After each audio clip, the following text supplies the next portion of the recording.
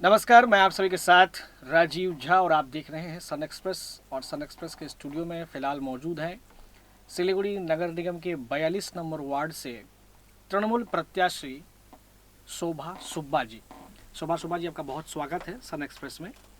और आप 42 number ward से तृणमूल कांग्रेस की प्रत्याशी हैं, तो आपकी इजाज़त के साथ मैं ये साक्षात्कार में शुरू करना चाहता हूँ। तो मैं बता दूं आप सभी दर्शकों को कि शोभा सुब्बा एक सोशल वर्कर हैं और उससे भी अच्छी बात यह है कि ये पेशे से शिक्षिका हैं। तो एक शिक्षक और शिक्षिका का समाज को या फिर पूरे राज्य को या फिर पूरे भारत को देखने का नज़रिया एक अलग स्तर का होता है। शायद इसी को ध्यान रखकर पार्टी ने इन्हें 42 नंबर वार्ड से टिकट दिया है। तो शुरू में जानना चाहता हूँ कि शोभा जी, आप लगातार चुनाव प्रचार कर रही हैं 42 नंबर वार्ड के प्रत्येक इलाकों में। बहुत बड़ा वार्ड है 42 नंबर वार्ड, और आप पहली बार शायद कैंडिडेट बनी हैं। तो जब आप चुनाव प्रचार में जाती हैं, विभिन्न इलाकों से आप गुजरती हैं, तो वहाँ पर जाकर के आप क्या देखती हैं, आपका क्या अनुभव है? क्योंकि अब लगभग महीने भर हो चुके हैं चुनाव प्रचार के, 12 तारीख को मतदान होंगे। तो इस टोटल इस जो टेन्योर है, इस टेन्योर का मैं अनुभव जानना चाहता हूँ कि आपने क्या देखा अपने वार्ड में। देखिए, ये पूरे महीने मैं डोर टू डोर कैंपेन के लिए निकली और जहाँ भी गई, मैं जिस इलाके में भी गई, वहाँ के जनता की समस्याएं सामने आ खड़ी हुई।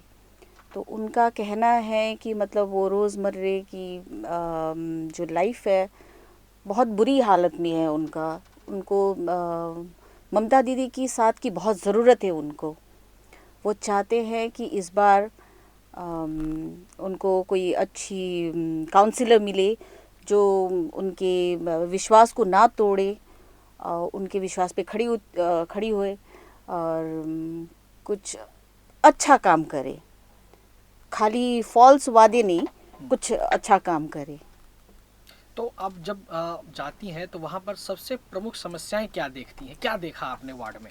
देखिए, समस्याएं तो बहुत है, उनमें से कुछ एक ऐसी है जो बहुत ही ज़रूरी होता है। जैसे कि नंबर वन में है जो सबसे पहली समस्या जो है लोगों को घर को लेके, जैसे पट्टा पट्टा है। दूसरी नंबर पे पानी की समस्या है, जो पीने की पानी की समस्या है। और तीसरे में रास्ते, और फिर ये हाई ड्रेन्स, ये सब की समस्या जो बहुत ही ज़रूरी है।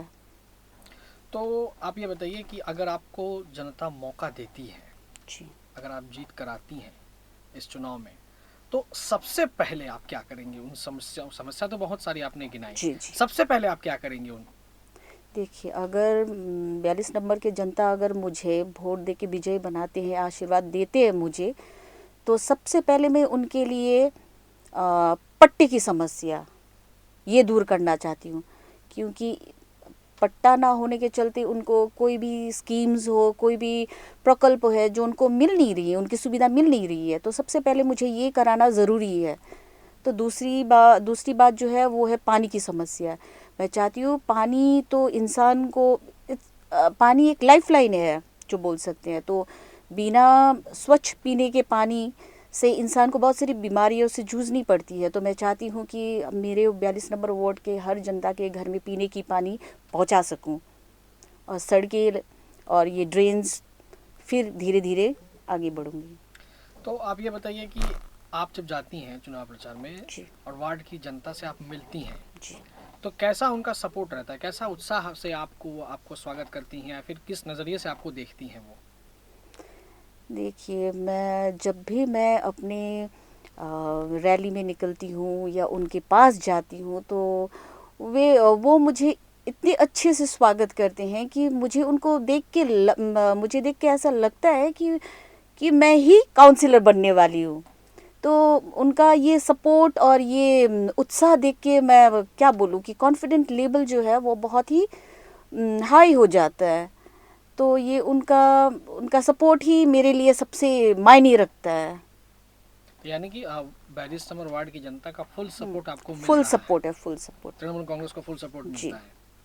तो ये बताइए कि पार्टी के जो भी कार्यकर्ता हैं, पार्टी जी के जो भी लीडर्स हैं उस वार्ड हम्म में, वो कितना आपके साथ दे रहे हैं, वो आपके साथ कितना देर तक समय बिताते हैं, या फिर उनका कितना सपोर्ट आपको मिलता है?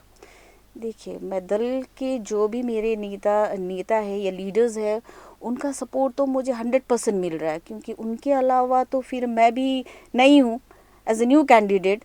मुझे भी उतना अनुभव तो नहीं है, लेकिन अब ऐसा लग रहा है कि उनके उनके सहायता से, उनके मदद से मैं बहुत कुछ जान पाई हूँ, जनता के नज़दीक जा पाई हूँ, उनके दुखों से साक्षर हो पाई हूँ। मतलब full support full TMC support leaders का मिल रहा मिल है रहा है जी। आपको। जी तो ये बताइए कि आप जैसा कि आपने कहा कि आप फर्स्ट टाइम आप कैंडिडेट हैं, जी उतना उनको अनुभव नहीं है। जी यही चीज़ विपक्ष भी कहते हैं, सीपीआई वाले, बीजेपी वाले, कि नई प्रत्याशी है, इनको उतना अनुभव नहीं है, ये काम नहीं कर पाएगी। तो क्या कहेंगे उनको? देखिए, अगर वो विपक्ष बोलना चाहते हैं, तो मैं विपक्ष से भी यही क्वेश्चन करना चाहती हूँ कि तो आप देखिए कि दूसरा कैंडिडेट जो है, जो सीपीएम के कैंडिडेट हैं, वो भी नहीं है, बीजेपी के कैंडिडेट वो भी नहीं है, कांग्रेस की कैंडिडेट वो भी नहीं हूँ, तो मैं भी नहीं हूँ। लेकिन मेरे जितने भी सीनियर्स लीडर्स हैं, उनके सहायता से मैं सीख रही हूँ, आगे बढ़ रही हूँ। और सबसे पहली बात तो ये है कि मैं इसी वार्ड की रहने वाली हूँ, इसी वार्ड में पली बड़ी पैदा हुई, तो मैं हर इंसान के साथ दिल से अटैच्ड हूँ, यही बोलना चाहती हूँ। 42 नंबर वार्ड बहुभाषी इलाका है, जी जिसमें सभी धर्म के लोग रहते हैं। जी नेपाली वोट बैंक भी वहाँ खूब ज़्यादा है, हिंदी भाषी भी खूब ज़्यादा है, हम्म। बंगाली भी खूब ज़्यादा है। तो मुझे ये बताइए कि आप जब उन सभी इलाकों से गुजरती हैं, चाहे वो नेपाली इलाका हो, जी चाहे वो बंगाली इलाका हो, वहाँ पर ऐसा लगता है कि मतलब मान लीजिए कभी आप बंगाली इलाके में जाती हैं तो वहाँ ऐसा बोलते हैं कि आप नेपाली हैं, आपको उतना सपोर्ट नहीं करेंगे, या फिर कोई हिंदी भाषी ऐसा कहता है कि आप नेपाली हैं, आपको ऐसा ऐसा कोई प्रॉब्लम कुछ तरह की? बिल्कुल भी नहीं, क्योंकि इस ये वर्ड मेरे लिए नया नहीं है, जैसे मैं बोली चुकी हूँ, तो मुझे ऐसा कुछ अनुभव हुआ नहीं कि अभी तक मुझे ऐसा डिस्क्रिमिनेट किया गया हो। इस मामले में जहाँ भी जाती हूँ, चाहे वो बंगाली हो, नेपाली हो, हिंदी, बिहारीज हो, कोई भी हो, हर कोई मेरे साथ मिलजुल के डेवलपमेंट करना चाहते हैं। इस बार यही एक मुद्दा है कि सभी को डेवलपमेंट चाहिए, ये कोई जाति भेदभाव कुछ ऐसा नहीं हो रहा है। शोभा जी, भाजपा वाले कहते हैं कि जो भी जितने भी नेपाली लोग हैं, जितने भी जी हिंदी लोग, हिंदी भाषी लोग हैं, जी वो सब भाजपा को सपोर्ट करेंगे। पहाड़ की अगर मैं उदाहरण दूँ तो पहाड़ के ही लोग, नेपाली, गोरखा, वो भी बहुत सारे वहाँ पर हैं। तो लोग, भाजपा वाले ऐसा कहते हैं कि भाई नेपाली तो हमारे साथ है, हिंदी भाषी तो हमारे साथ है। जी, ऐसा तो मुझे कुछ लगा नहीं कि हाँ, जो पर्टिकुलरली जो नेपाली है या जो हिंदी भाषी है वो भाजपा को ही वोट देंगे। देखिए, भाजपा वाले जो है वो तो बहुत बड़े बड़े वादे तो किए। 2019 में जयंत रॉय ने एमएलए का सीट जीतने, एमपी के सीट जीतने के बाद उन वो फिर ईद का चांद बन गए, उनको फिर दिखाई ही नहीं दिया। और शिखा चक्रवर्ती जो है वो, चैटर्जी, वो एमएलए जीती, जीतने के बाद वो फिर दोबारा शक्ल दिखाने ही नहीं आई। तो इस पे आप क्या करना चाहते हैं? भाजपा तो सिर्फ जनता को भ्रम में डाल के फॉल्स वादे करना ही उनका मकसद रह गया है। आपको लगता है कि भाजपा वहाँ उतना फैक्टर नहीं है? जी बिल्कुल नहीं, मुझे नहीं लगता है। तो ये बताइए कि जीत के बाद आप अपने वार्ड को क्या क्या देंगे? आपका मैनिफेस्टो क्या है वार्ड 42 के लिए? जी, ये तो मैंने सोच के रखा है जी। अगर मैं 42 नंबर के जनता अगर मुझे आशीर्वाद देते हैं, आशीर्वाद देके इस 12 तारीख के चुनाव में अगर मुझे विजय बनाते हैं, तो मैं उनके लिए भी कुछ उपहार रखी हूँ। जैसे कि हुआ, उनको मैं ये पट्टे की समस्या पहले दूर करना चाहूँगी।